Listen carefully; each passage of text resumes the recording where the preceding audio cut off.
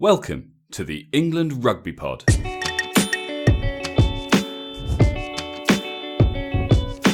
Thanks for downloading episode 98. We've been away for a while, but we're back and there's loads to talk about. England have the internationals kicking off fairly soon, and there's been a lot of change in the Southern Hemisphere. You're listening to the England Rugby Pod, the rugby podcast that believes England will win the World Cup in 2019. Hey guys, welcome back again. Apologies, it's been a bit of a hiatus since we were last on air, but we're back now. We won't make excuses. Lots has happened since we last brought you an episode. So I'm joined as always by Dan. Hi mate. Hi buddy. Yeah, there's been a hell of a lot happened. It's a shame we just kept missing each other, didn't we? But there's a lot to discuss today. There is, and as always these days, we're starting to get a bit more feedback from our listeners. So we've got a few comments and reviews to kind of start the episode with. First up, and I believe he's contacted us on Facebook as well, but Linus Hector, I think he's been in touch before, but he emailed us. He said, it's quite an interesting one. He said, a quickie about Henry Slade. You discussed Henry Slade again last week, which is probably a few weeks ago now. And you talked about an unbalanced midfield. So he's sharing his thoughts on that. He says, first off, Slade is a 13. It's where he plays for his club and he hasn't looked good playing at 12. Secondly, if you play him outside Ford or Cipriani at 10 and Farrell at 12, it's just too many ball players, too many kind of, game managers, if you like. You need one of the centres to be a runner and the other one to be with speed and footwork like a Joseph or even potentially a Daly, he says, which is what I've obviously wanted to see for a while. And then one with power, a Manu or a Tio. So he's saying if you're going to play Slade, you need Tio or Manu at 12 and then Ford, Cipriani or Farrell at 10. And he says to prove this, this was interesting, Slade's best England game to date was in a World Cup warm-up in 2015 with Burgess at 12. Obviously, irrelevant of who was where outside him, that was his best game playing at 13 for England with a sort of a crash ball man inside him. So I thought that was quite interesting. It doesn't sway my opinion about whether Henry Slade should be in there, even though he is playing well at club. But it's a fair point. Like if you're going to judge him on how he plays out of position, it seems a little harsh. So I feel like it's a bit late to be trying things out now. But it's an interesting point. I mean, so he's saying what if you're playing Slade at 13 or 12? Sorry, No, so I think he's saying if you're going to play Slade, you need to play him at 13, and then you need a Manu or a Tio at 12. Yeah, I'm not sure. I think it's a really fair point, and what he points out, I think is good. But I'm not sure I entirely agree. I think you can have ball players at 12 and 13, but Slade then he does need to be making the breaks. I personally don't think that Farrell Slade is the right combination. So I kind of agree with him, whereas I'd quite like to see a sort of a Manu there with Slade, because I do think that would definitely complement him well. So actually his point is fair, saying if it's Slade, you must have Manu or something. So, he's backed it up with an interesting piece of evidence in that his best game to date for England was in that kind of setup, admittedly with Burgess at 12, but back then we all thought he was the unsung hero. But nevertheless, it was a kind of a crash ball man at 12, and then a ball player outside him at 13 in Slade, and that was his best game in an England shirt. So it's interesting. There is evidence to back up that theory, and I kind of like that. I like the idea of breaking it up. Have the extra ball players, but push them a little wider. Have someone in the middle that breaks it up, rather than kind of going, let's have 3 fly halves in a row, and then have someone who can crash through or whatever, or 2 fly halves, and so yeah, I don't know. I think it's a very good point, and actually, this Linus as well. Thanks very much for getting in touch, mate. He's from Sweden, all the way from Sweden. So glad we're spreading continental. He also said if we were to have one player from another team, international team, to play for England, who would you pick? Interesting. He said Aaron Smith. Okay. So, firstly, I think when he sent it, I think that was a fair point. if I was to go down the 9 route, I think I'd go Faf de Klerk now. I would too, and I would go down the 9 route. I think that's one position where I just don't think you got Danny Care, who has good games, but he hasn't been involved for a while. He's back in the fold again now, it seems. Ben Youngs, who's just they've always just been Ben Youngs and Danny Care. There's nothing new there. And we know that when a scrum half has the game of his life, it turns the entire game. And just looking at the way Faf de Klerk's been playing, I just think he would be really, really valuable if we had him in England shirt. But of course, we're the England Rugby pod and we back our boys, and Faf de Klerk's not available. So yeah, I mean, I do agree that 9 and Faf de Klerk is definitely up there. The other one I'd look at is maybe Izzy Folau at fullback. I don't think we've got the fullback sorted yet, and he is. I mean, as a person, he's a bit of a bellend, but as a rugby player, he's immense. So a bit of. I would. He's an absolute tool, but as a rugby player, he's a genius. So I think I'd probably go Folau. Okay. I mean, yeah.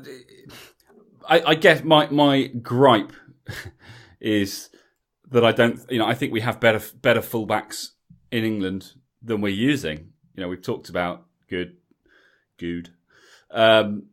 He's playing so well for Saracens, and I know that I'm the first to say you can't judge someone just by the way they're playing for their club, but I don't know. I feel like Eddie Jones got rid of him right at the very beginning of his tenure, and he's just never given him another shot. And the reasons just don't make sense. All this stuff about too many ball players in the team, and every time he tries a new combination, it's adding another ball player somewhere else. So yeah, to me, I think that Alex Good needs another shot in an England shirt, and I don't think it's trying too much out. I definitely would have wanted to see him in the autumn internationals just to sort of say, the proof is in the pudding. And if you've been delivering week in, week out, not just recently, but for the last 2 or 3 years.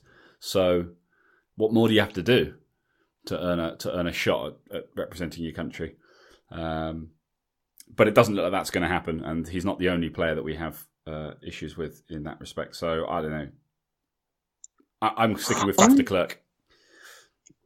Yeah, I think that's a fair point. So what you were saying about Alex Good, and here's something just sort of diversifying a bit. So Sir Clive Woodward, the only man to lead a Northern Hemisphere team to a World Cup victory, has said, and I 100% agree with this, you need your best players. You need them sort of on the field or around the field, in the squad. And we're not doing that. I worry that Eddie is putting too much on sort of a cultural fit for the way he wants to play. But if the players are good enough, I don't believe there's any England player who can't adapt to Eddie's style but still be the best player. So Alex Good is a no-brainer for fullback if you're looking at form. Yeah. I mean, Don Armand is a no-brainer to be in the squad. Sam Simmons would have been a no-brainer. He's injured now. I just don't understand some of the selections. Danny Cipriani, he 100% should be in the squad. I don't know that I'd start him, but I want him there. He adds so much, and I am getting a little bit. Some of the selections, I'm really baffled by, if I'm honest. Yeah, well, so a couple of things here. So talking firstly about Danny Cipriani, September Premiership Player of the Season. Eddie Jones has described him as a highlights reel. That's fair enough if that's your opinion, and I kind of understand where he's coming from. There are these wow moments, but when you have these wow moments literally every single week, surely you've got to start going, hang on a second, is describing him as a highlights reel not a good thing? And if you're talking about potentially having Owen Farrell at 10, is Cipriani not someone that would be really good to have on the bench so that when you want to move Farrell to 12 and mix things up, you're bringing on a highlights reel player to maybe change a game with 20 minutes to go? It seems to me like everything that every way that Eddie Jones describes Cipriani just kind of almost cements him more as the guy that should be, at the very least, on the bench, as one of the finishers. So yeah, I'm still quite confused about that one. I mean, George Ford has been playing well, but he's been brilliant. Yes. But it's George Ford is. I don't think ever going to be a finisher. No, I mean, I would have the three of them in the squad because you've got Farrell covering centres. I think there's room for the three of them. I am confused by.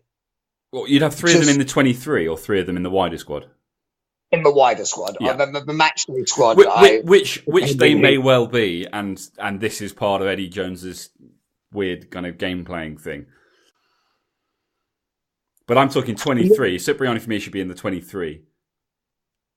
Yeah, I agree. I would have Cipriani in the match day squad. Cipriani can change a game.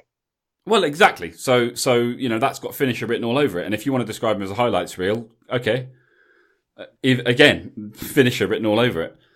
But I wouldn't have Ford starting with Cipriani on the bench and Farrell at 12 because I don't think you've got room for all three of them in the 23. So therefore, Farrell goes to 10, Cipriani on the bench, or you start Cipriani. I think those are the options, really. But yeah, we'll have to see. We'll have to see whether or not Cipriani has been completely ignored, or if there is some sort of game playing going on. And we had a review from Budgie Jointed, who says, proper pint with your mates pod, 5 stars, like sitting with your pals down the boozer talking about ruggers. Eddie Jones is on drugs. So maybe that's what's going on. I like this man. I feel like I get on with him. But yeah, thanks for that review. It's Eddie's confused me. The other thing that I mentioned to you now, I think you don't necessarily agree with me on this, but John Mitchell is the defence coach. If you're the England defence coach, I want you based in England. I know that there's technology and things these days. I want him to be based in England full time. Maybe that's old fashioned. Maybe I'm being sort of naive there. But fair enough. I mean, why? A World Cup year, I want him to sit and be looking like not necessarily the players, but with the other coaches, looking into the whites of their eyes every day as they're discussing tactics. And really being see, as a player, I kind of get that, but as a coach, as long as you're there when the team's together, I'm not convinced that the coaches are sitting around the room staring at each other, psyching each other up to decide what they're going to do in the next training session, which is going to be in a month's time. I don't know. I don't feel like that's a major thing. Other than perhaps a psychological, is he dedicated enough, which I'm sure he is. When we start seeing him not rocking up for training sessions because he's busy in South Africa, then sure, that's a problem. But as long as he's there with the players every time there's a game, I'm okay with that. Yeah, I see what you're saying. Here's I think my biggest issue with it. I want him week in, week out, going to those games, watching the England players live. I don't want him just to be watching it all on video and just watching the rerun on TV. I want him sort of every week, like going to watch Saracens play so he can see how Owen Farrell is defending in person, for argument's sake, how Maro Toje is defending in person, rather than just watching it. I think you lose something. Yeah, no, that's a fair point. That's a fair point. Yeah, so, well, there you go. You've heard it here. So you need to change things up. You need to get over here. Yeah, I think is clearly the message. It's it was just something surprised, and I know we've got a lot to cover from what we've missed, but it's just there's a few things that have just of recent just are concerning me a bit. I actually don't think we're in as bad a place as a lot of people are making out. I still think we've got an incredible squad, and I think some of the guys are really playing well. 100%. I mean, this is probably a good place to bring in our next review. It's from someone we've heard from before a few times. Likes to chop and change. I think he's obviously not had much attention for a while, so he thought let's give him a bad review and see if I can get loads of attention again. But good old Wade Ackford. He's back. His 1 star that became a 4 star is back to a 1 star, and he says, "Gentlemen, very sorry and expect a backlash from listeners, but you are back to clueless. England are in terrible trouble and you should be calling it out. England's form has been terrible. 6 defeats in a row, marginally rescued by a dead rubber win over the Box. Learning from defeat is not a strategy to win the World Cup. Where is the power forward game and is there a breakdown strategy? Do we have any clarity on the back row composition apart from praying for a fit Billy? Who is the number 10? Please give us a clear view, Big Dan. Captain, any clue? Wake up and call it. England in a shambolic situation. Call Jones out. He is making Trump look balanced, wise and competent. Let's get the discourse on and get ready to rumble. Good luck, WD. So I believe he asked for Big Dan here, but don't worry. Let me field this one, and then so wait. I don't actually disagree with some of the stuff that you say, but your last message was after England beat South Africa, and you said things are looking up. It's going great. Now England are playing shambolically. They haven't played a match, dude. They haven't played a game since then. Fair enough, there might be rumblings and press stuff, but we haven't had one more game. So you went from positive to negative with nothing happening in between. I know. The whole point of breaking up a losing run is that you then hopefully don't continue it. He may end up being completely right, but equally he may be completely wrong. The Autumn Internationals is the first time we're going to get an opportunity to see whether or not England has turned anything around. So, I feel like it's a bit naive to kind of jump on the bandwagon and doom and gloom and they're rubbish and they don't know what they're doing and they're not publicly telling us their strategy. They're not publicly discussing all the ins and the outs. We're all going to find that out at the same time when the squads get announced and then when the Autumn Internationals get underway. I think it's a bit early to be making those sorts of calls now. And we have covered an awful lot of what he's talked about as well. We've talked about the captaincy. We've talked about 10 on a regular basis. We've talked about the back row and what we want to see and what we are seeing and what we expect to see. I'm not sure what else we can do. So I think we're blame. I think we've misrepresented ourselves here. So Wade, just to clarify. Again. And we're not England rugby players.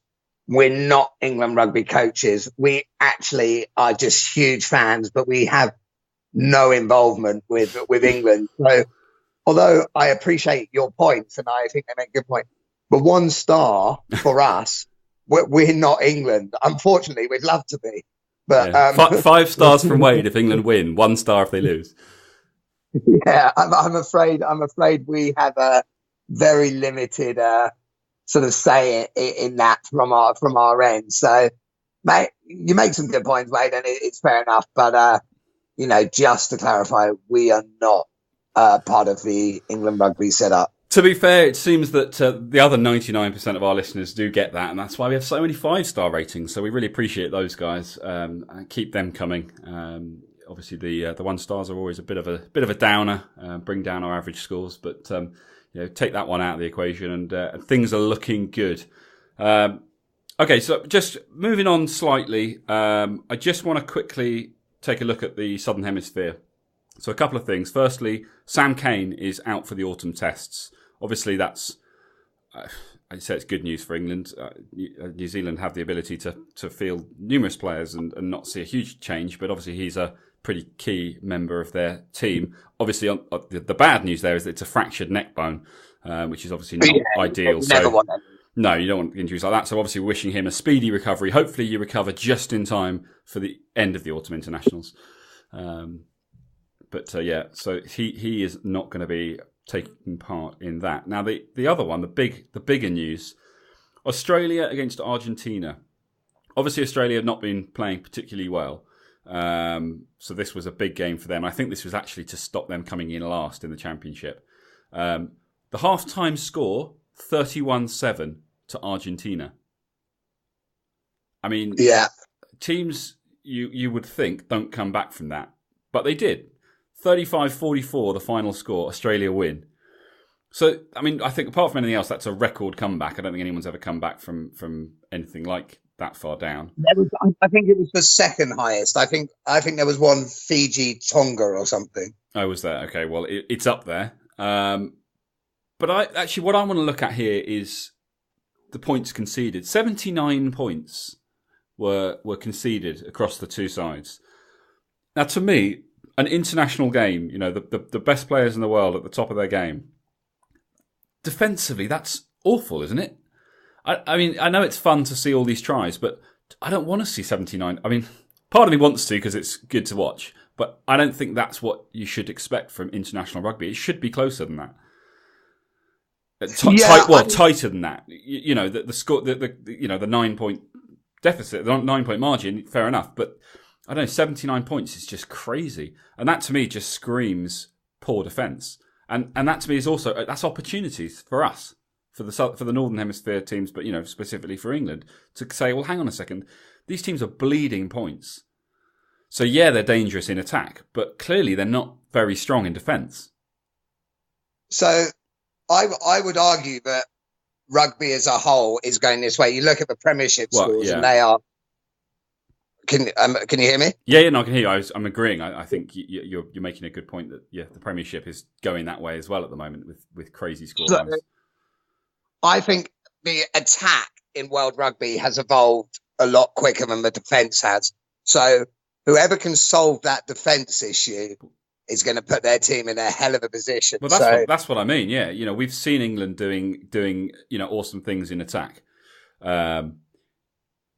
But it seems all teams are now able to do that. Defence surely is what's going to win games. It's what's going to win the World Cup.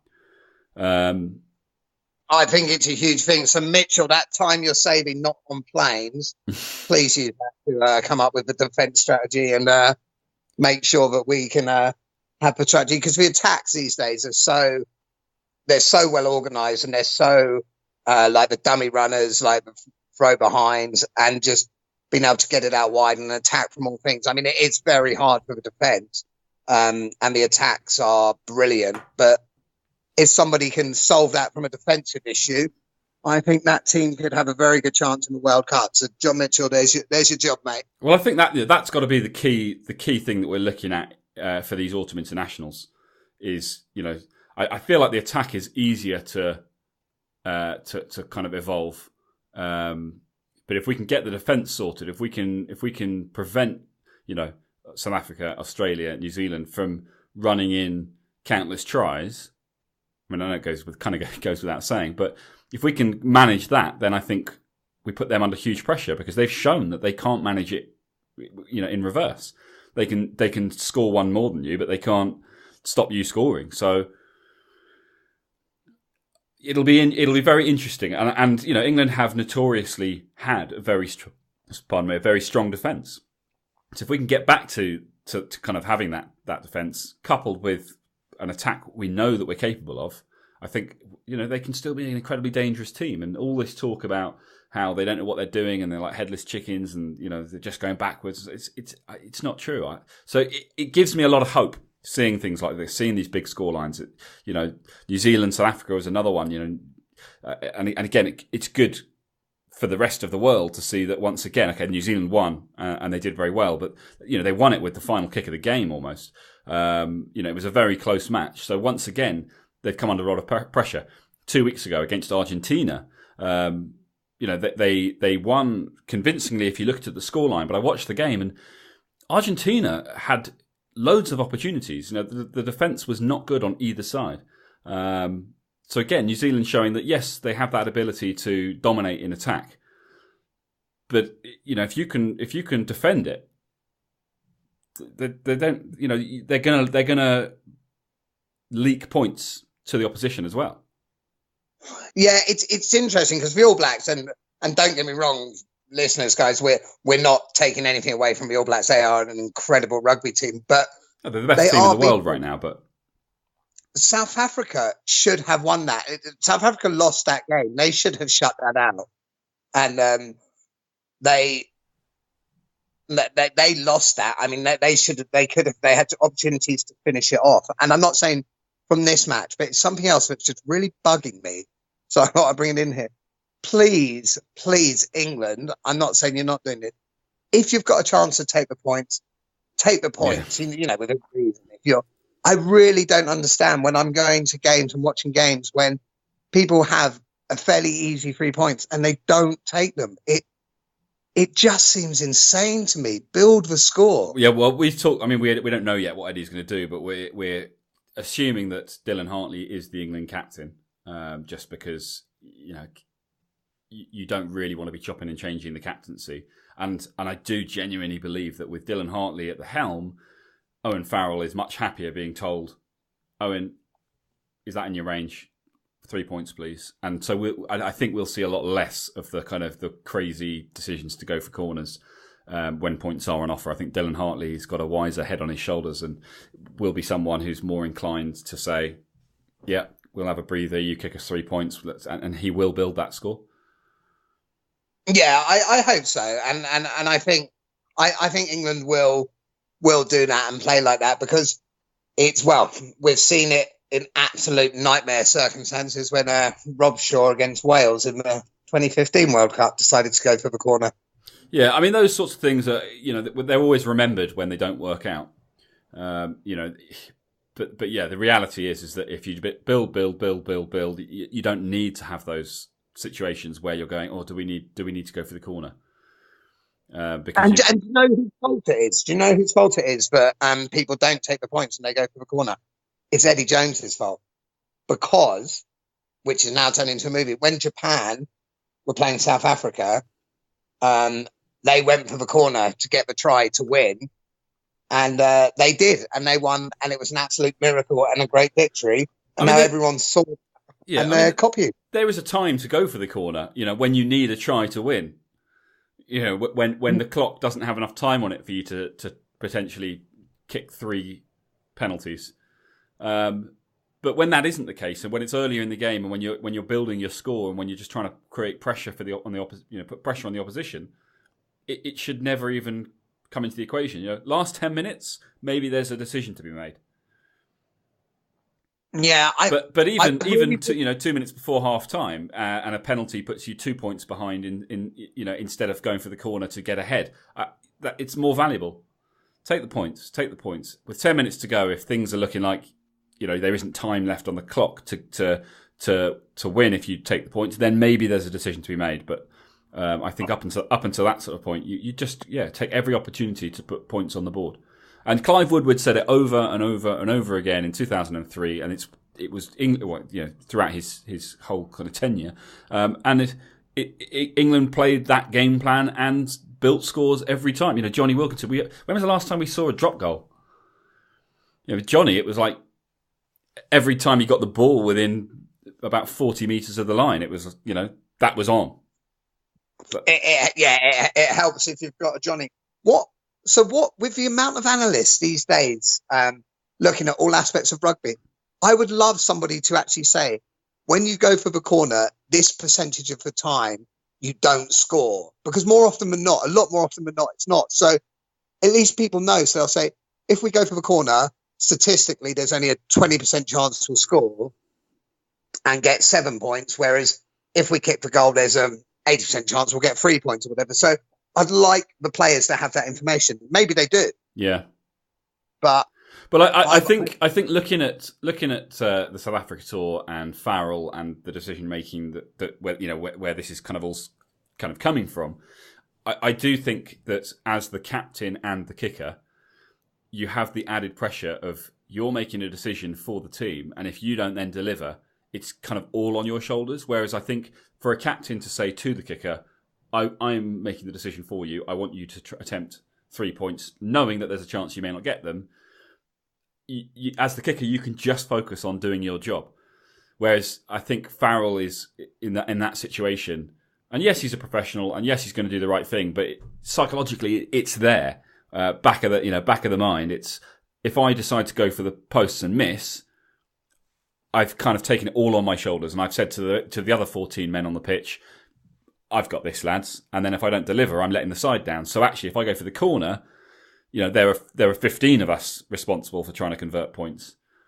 So I'm not saying that's a conscious decision, but I think psychologically that's a factor. And I think that's one of the reasons why it's better for your captain not to be a kicker. Yeah, I agree. I agree with that. I don't want the captain to be the kicker. But it's, I mean, it is a tough one, but I truly believe in the whole build your score, keep the board ticking over. As much as anything, it's, if you're 3 points ahead and then you get things, suddenly it's 6 points ahead. So you're over a try ahead. It's just, you're constantly sort of wearing people down. Every time you go there, you're coming back with something. Whereas otherwise you could end up spending 20 minutes in your opposition's 22 and get absolutely nothing from it. And that in itself, I think, sort of morally quite disheartening. Yeah. I think it's definitely the right call. And also you look at these Southern Hemisphere games and you look at, they're high scoring, but they're always quite close. And that building of the score, that's the difference. So even if the defences aren't going to step up, and even if tries are being scored for fun, if you're also ticking the scoreboard over with your 3-pointers, whether that's drop goals or penalties, there's a good chance that you're the one coming out on top. Mate, I completely agree. But anyway, moving on from that. So when we were talking about it, Joe Marler retiring from international rugby. So when it first came out, I must admit I was skeptical. But actually, having heard interviews, I think it is genuinely he wants to spend more time with his family, and that's quite frankly none of our business. Good luck to him. All the best, and thanks very much for your time. My only question is, if England had won every match this year and everything was going rosy, I wonder whether that decision would have still been made. Yeah, I mean, it's asking for us to speculate on what's going on in his home life, which I don't really want to do. But I think, it's easy to say that if everything was rosy, possibly he wouldn't have made that decision.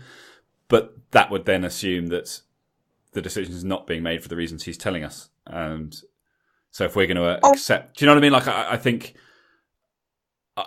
I'm gonna go with no. That wouldn't make a difference. I'm going to say that his reasons are genuine and they're family related, and it's quite possibly his missus has said you're away too much.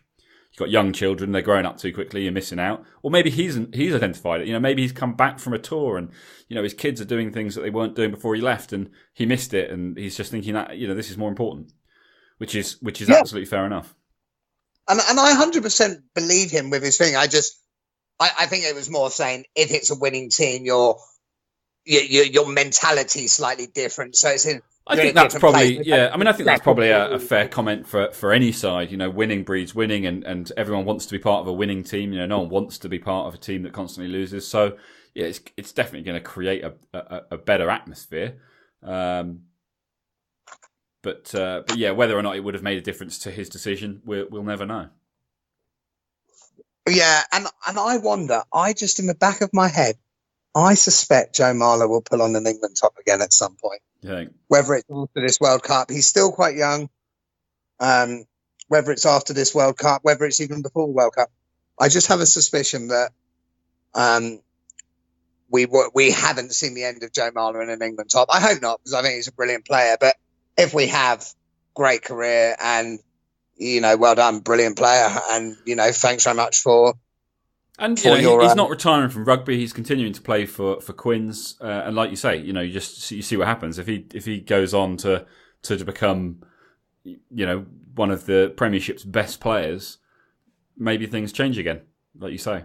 So watch this space, but respect for the decision that he's made, and as you say, great career. Thanks for everything you've given to England, and hope that your decisions are ones that let you get more out of whatever it is you want to get more out of in life, and that you're happy with them. Yeah, and I'm sure he is.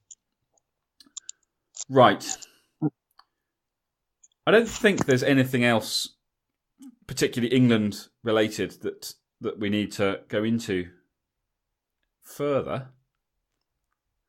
Well, when's the squad announced? That's imminent, isn't it? When is the squad announced? I mean, actually, Nathan Hughes was just cited.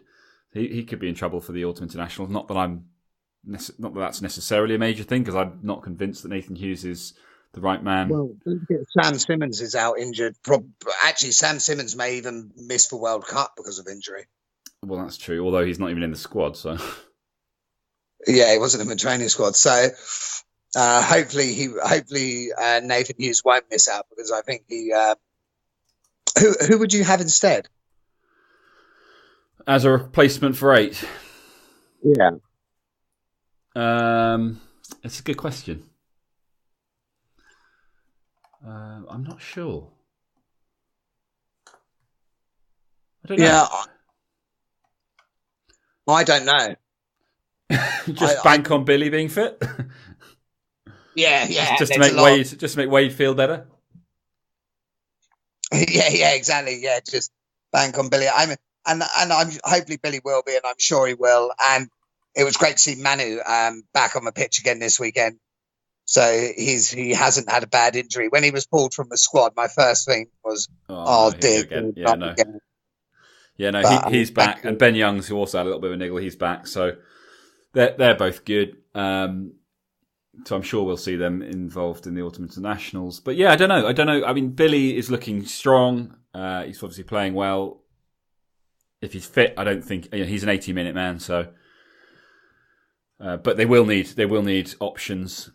I'm not sure what they'll do. I mean, I guess this is where it'll be interesting to see whether or not Rob Shaw is still involved, because actually that's something. So obviously Quins this weekend just came up short of beating Sarries, and there was a lot of talk about Rob Shaw, the workhorse, how he was putting in more tackles than anyone and playing brilliantly, and no one works as hard as him. And I don't disagree with any of that sentiment. However, there was also the statistic that in the entire game, I think he made 1 yard with the ball in hand. And I just think the way that the game's played today, it's all well and good making your tackles, and everyone should be doing it. But you've got to be if you're a back row player, you've got to be making yards. You've got to be carrying. And I'm not sure England can afford to have a player that only makes tackles. The game's changed too much. Yeah, I agree. It does need to be a more rounded player, and somebody actually just popped to mind who's doing that and doing that well is Zach Mercer at Bath. Yeah, and he's obviously been in and around the squad. We've never seen him. Why did he play down in Argentina? Probably. I think he's definitely had some England game time, and I watched him a lot at the 21s, and I know it's a different thing, but he was the standout player in the world for under 21s. I think Zach Mercer is going to be an absolute legend of England rugby by the end of his career. I don't disagree with you. I think he's shown that he's got that sort of in his locker, hasn't he? It's whether or not he breaks in before the World Cup or whether it happens in the next batch. But he may need to be brought in. He may be required. Just trying to think who are the other options. Back row options we've got. I mean, we don't always seem to be picking them all, but we back row's not looking bad. I mean, at 7 you've got sort of Curry and Underhill, but also Kovacic is playing brilliantly. I don't think he'll be in the squad, but I'd love to see him sort of thereabouts. 6 you've obviously got sort of Rob Shaw. Well, you've got loads, haven't you? You've got Rob Shaw, Shields, Haskell. Even someone like a Simmons or Zach Mercer. So, you've got lots of different options there. I'm not sure where they'll go. And then 8, you would say you've got Billy, Nathan, and Sam Simmons, but actually 2 of them might not be available. Well, yeah. So actually, what is the solution? Well, I think Zach Mercer could be a solution at 8. Yeah. And then at 6, I mean, I just don't understand why Don Armand's not there as a potential 6. But yeah, there's a lot of good back row players there, and I think we're fine. I think this is the thing. Whereas, we wear rose tinted glasses, but we never pretend we don't. But if you look at all our players, we've got great players for every position. I just want us now to figure out who's going to be in those positions. I mean, it is a tough one, isn't it? Because we don't have a kind of an obvious 23. I mean, I guess with someone like Joe Marler stepping down, that makes one decision easier. But there are multiple options.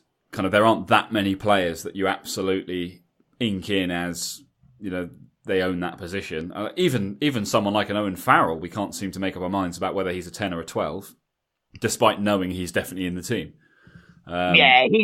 He's inked in to be on the pitch. It's just at what position. Yeah, but I guess that's where we are now. We've got the autumn internationals. Hopefully, we come out the other side of the autumn internationals with a much clearer idea. We go into the Six Nations next year as that kind of final flurry. With that kind of 23 clearly in mind, and then we're into World Cup run up. So I think this is one where we need to kind of withhold judgment on in terms of our concerns over this until the autumn internationals have played out and we can see see the lay of the land.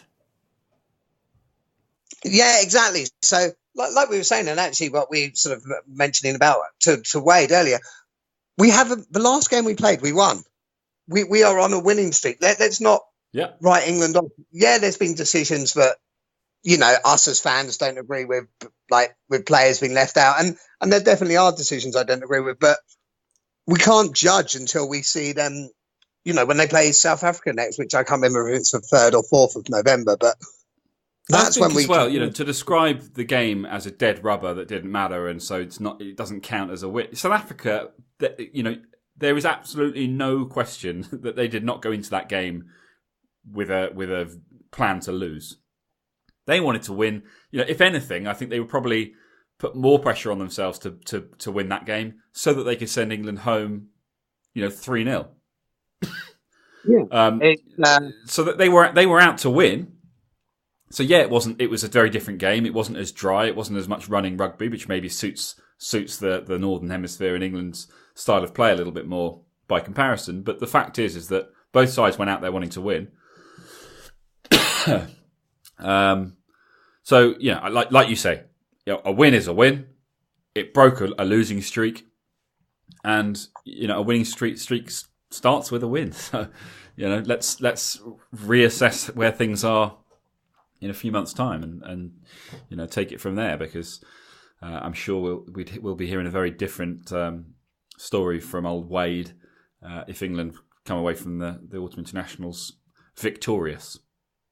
Yeah. So one quick question for you, just to sort of counteract that. If England lose 3 of the 4 games, so if they beat Japan but lose the others, is Eddie Jones's job in trouble? Can you change something with less than a year to go until the World Cup? Yeah, I don't have the answer, mate. I don't think it is. I guess. It's going to depend on the games themselves.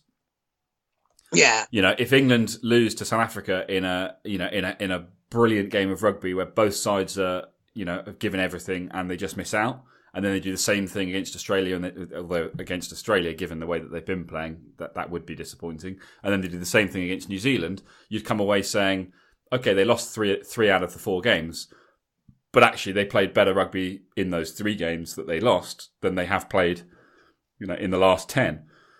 Then I would say, it's not necessarily as much of an issue. If they go out and they play badly and they lose the games rather than get beaten, then that's a different story. But I think any way you look at it, it's going to be tough to bring in someone new with less than a year to go until the World Cup. And I'm not sure I'd want to.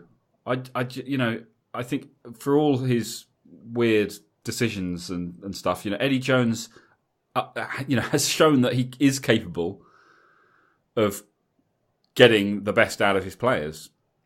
It may not seem that way to us right now, but he did it for 2 years with England, and they, equalled the world record for win streak. So I don't think that can ever be overlooked. Yeah, exactly. it's not what I want to see. The main thing from this autumn is I want to see an England team that I watch an England team and think, yeah, we definitely can win the World Cup with that team. I believe that at the moment, and I want to see that, and I want to see progress. If we went into those matches, we were comprehensively beaten and outplayed in every part of the pitch, then I'd start to worry. But I don't believe that will happen. Well, we know that we've got the players for that not to happen. So if that does happen, then yeah, there are big problems then. And maybe you have to make a drastic decision, because maybe you have to say, look, these guys are on par with the guys that they're playing against in the other aspects of their game, and they're playing for their clubs. They don't seem to be able to do it in an England shirt. Maybe you have to look to the top and make changes. But I'm withholding judgment for now, because I don't think it'll come to that. I think we will see a reformed England, but maybe that is those rose-tinted glasses we keep talking about. Maybe, mate. Maybe. Well, on that note, then, let us say adieu, and we will do our very best to try and coordinate our diaries a little better and start getting you these episodes out regularly, because I think it's been about 3 weeks since the last one, which is awful. I think it's the longest we've ever gone without putting an episode out. So we apologise for those of you that have been looking out for a new episode from us. Here it is, and we will try and get back to winning ways. It's what we want from England. It's what should be expected of the England Rugby Pod too. Exactly. Guys, as always, rate us, review us, hopefully more than 1 star. Let us know what you think. Get in touch and send us your questions at England Rugby Pod on social media, or you can email us englandrugbypod@gmail.com. It's always good to have your thoughts and your comments to discuss in our episodes. And yeah, just spread the love. We've not got long to go until the World Cup, just over a year. So we want all the listeners we can get before then, because ultimately that's what this podcast is all about, following England to that World Cup. So keep listening and tune in next time. Thanks very much, guys.